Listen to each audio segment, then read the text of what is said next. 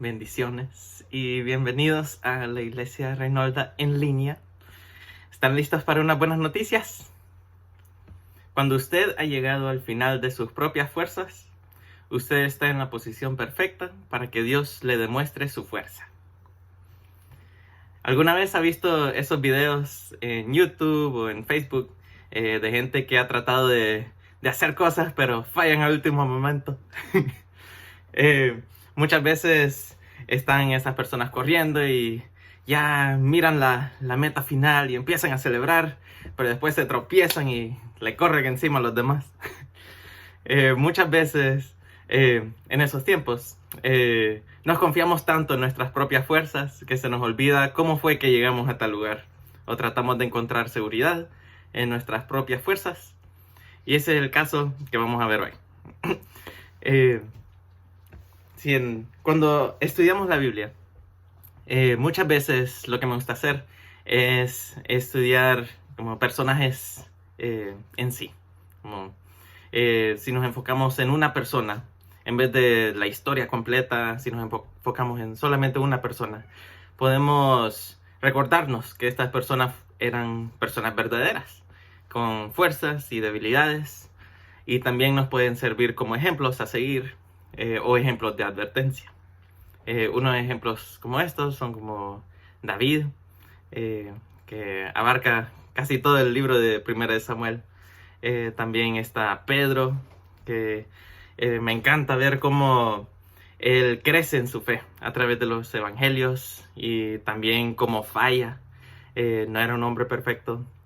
También Betsabé, que usualmente no vemos su historia como su historia propia, sino que lo vemos como algo pegado a la historia de David. Pero si ponemos atención, podemos ver que ella formó parte o Dios la usó para poner a Salomón en el trono. Entonces el día de hoy vamos a enfocarnos en la vida del rey Ezequías. Este rey Ezequías era el rey del reino de Judá, descendiente de David, y subió al trono a los 25 años. Las escrituras lo describen como un rey que seguía el camino de Dios, lideraba con integridad, era un rey justo, y era uno de los pocos reyes que fueron nombrados que seguían los pasos de su padre David. En Segunda de Crónicas nos cuenta que en su primer día de ser rey, en el primer día, él limpió el templo. Su padre era un rey malévolo, construyó altares paganos y deshizo el templo casi.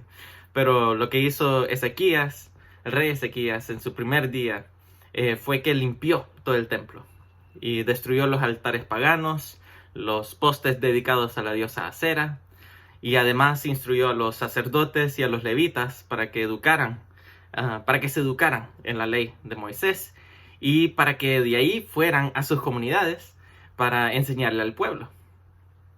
Y esto para nosotros nos recuerda que no importa qué hicieron nuestros padres, no importa qué hicieron nuestros antepasados, en Cristo nosotros tenemos una vida nueva, que podemos formar un camino nuevo con Cristo. Y el rey Ezequías, aunque era un hombre bien justo, bien que quería hacer la voluntad de Dios, sin embargo, Ezequías solamente era un hombre. Y a través de su historia vemos instancias donde su debilidad e instinto de autosuficiencia resurge en diferentes momentos de su vida. Y esos momentos le trajeron consecuencias. Así que el primer instante donde vemos al rey Ezequías fue cuando vinieron a invadir los asirios. El imperio asirio era un imperio bien grande, uno de los más grandes de esos tiempos. Y ellos eran los que invadieron el reino del norte de Israel y lo destruyeron. Mandaron al pueblo de Israel deportados en exilio a través de sus tierras. Y en el caso de Ezequías vio que durante esos tiempos el imperio asirio se estaba como debilitando y Ezequías rompió su alianza con el imperio asirio. Entonces él empezó a tratar de expandir su reino y hizo tratados con el reino de Egipto. Pero de ahí los asirios se levantaron otra vez con más fuerza y se enfrentaron con el rey Ezequías. Y el rey Ezequías, todo friqueado, todo asustado, él mandó tributo al rey, y mandó que se arrepintió de haber rebelado en contra de ellos. Pero el rey de los asirios, que se llamaba, creo que era Sedequías, pero se encuentra en 2 de Reyes 19. Sí, él les mandó tributo, pero el rey de los asirios, él agarró el dinero, pero no se llevó el ejército. Mantuvo el ejército ahí cerca, como presión. Y empezaron a sitiar la ciudad de Jerusalén. Y en esos momentos el rey Ezequías estaba nervioso, estaba temeroso. Y además no sabía qué hacer. Y los asirios mandaron un mensajero como haciéndole burla al rey Ezequías y al pueblo de Israel, haciéndole burla de que tenían confianza en Dios. Y en ese momento Ezequías les contestó. Si vemos en 2 de Reyes 19, si vemos que estas burlas del imperio asirio eran bien traumantes para el pueblo de Israel, a tal punto que el rey Ezequías se fue al templo a orar, que no sabía qué hacer. Él sabía en quién tenía su confianza, pero no sabía cómo se iban a librar. Y en esos tiempos, cada rey tenía un profeta asignado, del cual Dios hablaba a través de él hacia su pueblo. Y en el caso de Ezequías tenía el profeta Isaías. Y el profeta Isaías, Dios habló a través de él para darle palabras de ánimo. Y estas palabras los vemos en Isaías 19, versículos del 6 al 7.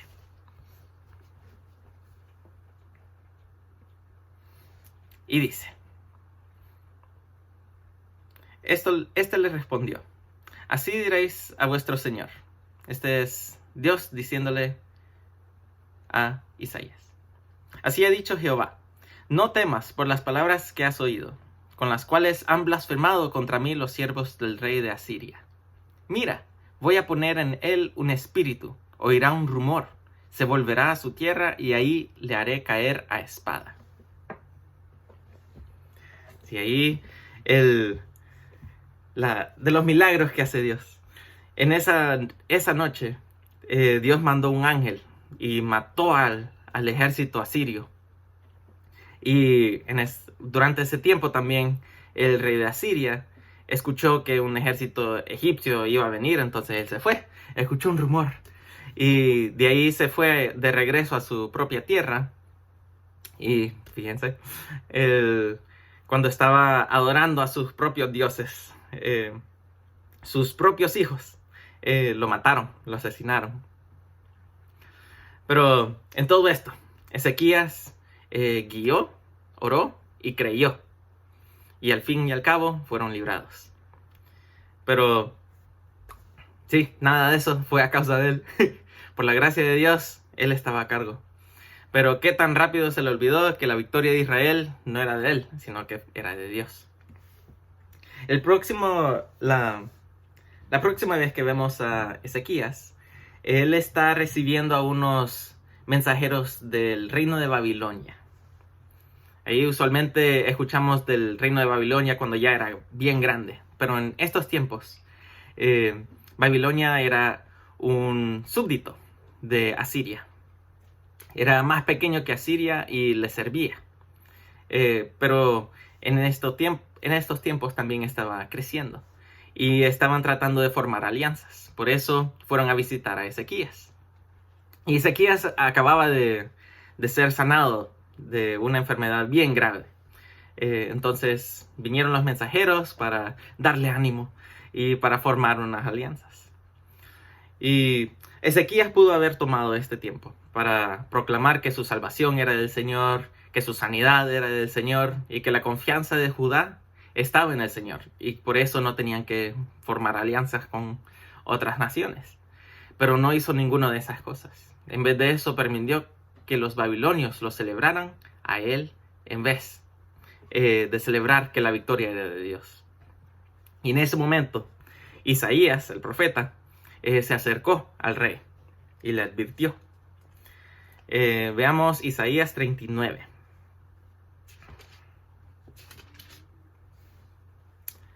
Si ahí el profeta Isaías le dijo, versículos del 5 al 6. Entonces dijo Isaías a Ezequías: oye, palabra de Jehová de los ejércitos.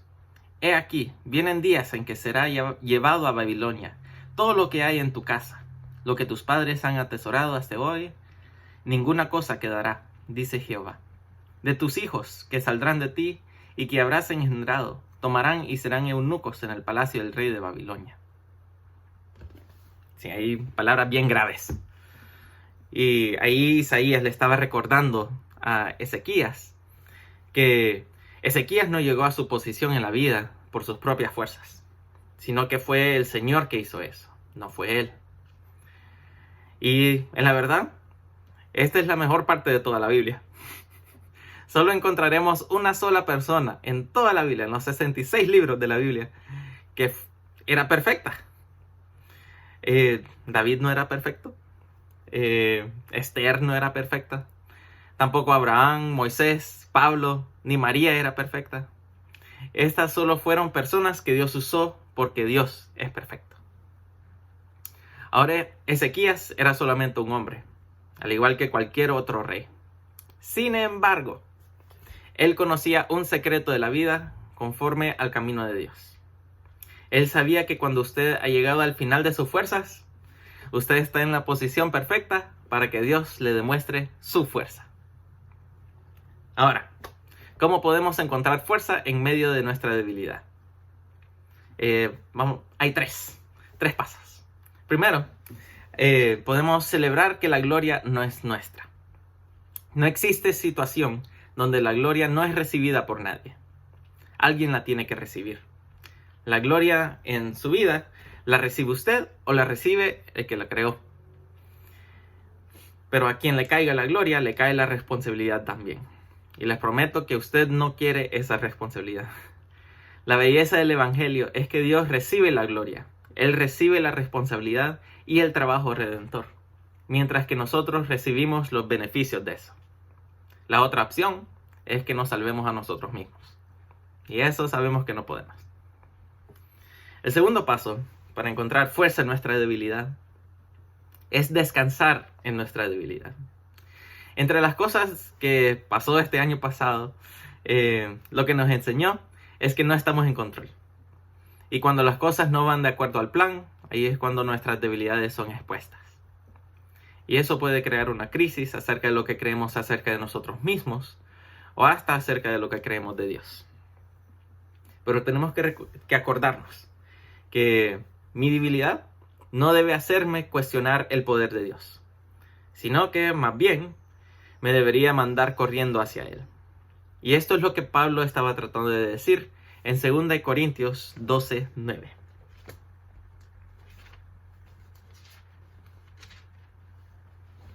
Segunda de Corintios 12:9 dice: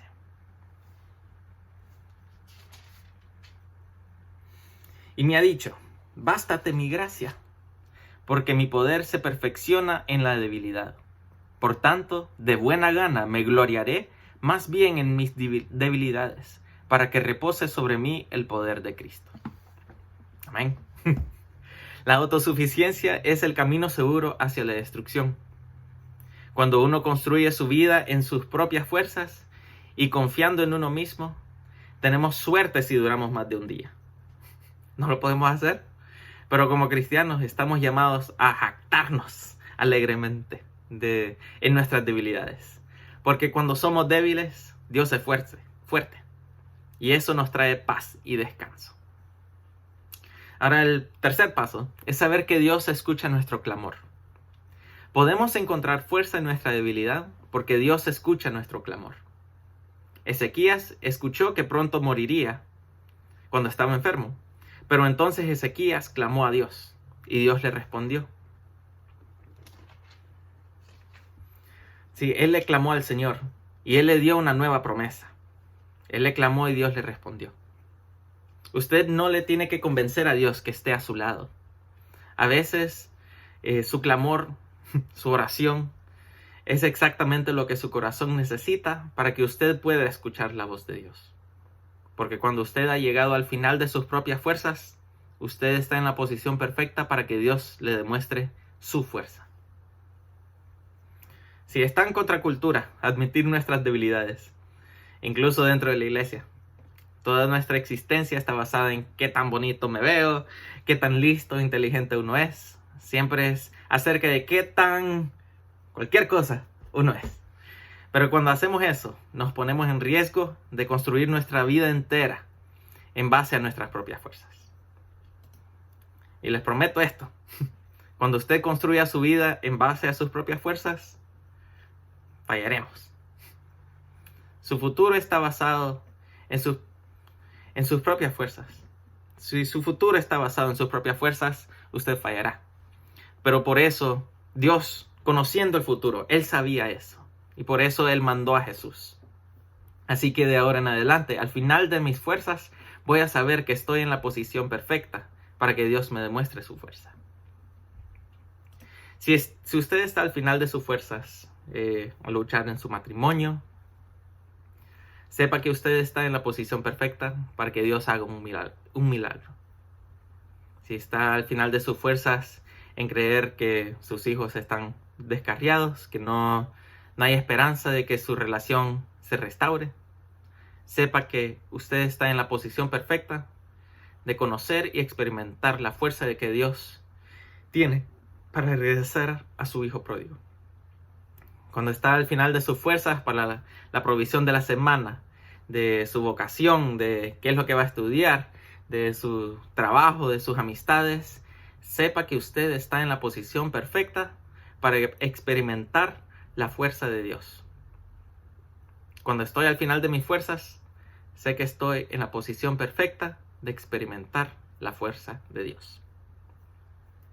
Dios vio mi futuro construido en mis propias fuerzas. Él vio mi futuro tratando de seguir todos sus mandamientos y promesas. Y cuando vio mi futuro construido con mis propias fuerzas, Él respondió al enviar a su Hijo para que yo pudiera construir mi vida con la fuerza de Jesús. De ahora en adelante, seamos un pueblo que celebre cuando estamos al final de nuestras fuerzas. Porque ese es el momento perfecto para que Jesús llegue con sus fuerzas. Y ese es el Evangelio.